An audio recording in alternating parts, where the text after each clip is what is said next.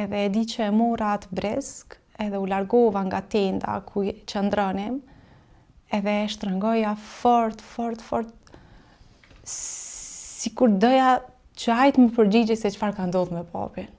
Në një moment menova pse kërkush s'po kujtohet për mu. E sot kur e kujtoj, thëm, se cili e ka pas situatën si kurse unë. S'dinim nga t'ja fillonim me rikriju jetën pa të. Po du me tregu një pjesë fillimisht të situatës atje, se si e kam përjetu si e vogël.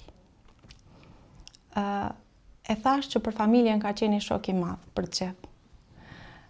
Thash edhe në fillim që babi ka punu shumë punime. Për shembull, e kemi ende një bresk të babit që e ka punuar vetë me dorë, edhe e di që e mora atë bresk, edhe u largova nga tenda ku qëndronim, edhe e shtrëngoja fort, sikur doja që ajtë më përgjigje se çfarë ka ndodhur me papin. E di që kom qëndru e ullër, edhe duke e shtrëngu fort qatë bresk për një kohë qatë gjatë. Edhe si e përhumbur, në një moment menova pse kërkush s'po kujtohet për mu. E sot kur e kujtoj, thëm, se cili e ka pas situatën si kurse unë. Edhe motrat, edhe nana, e cila e ka pas mas vështiri, me 5 fëmijë, me i madhi 16 vjetë, me vogla 9 muajshe.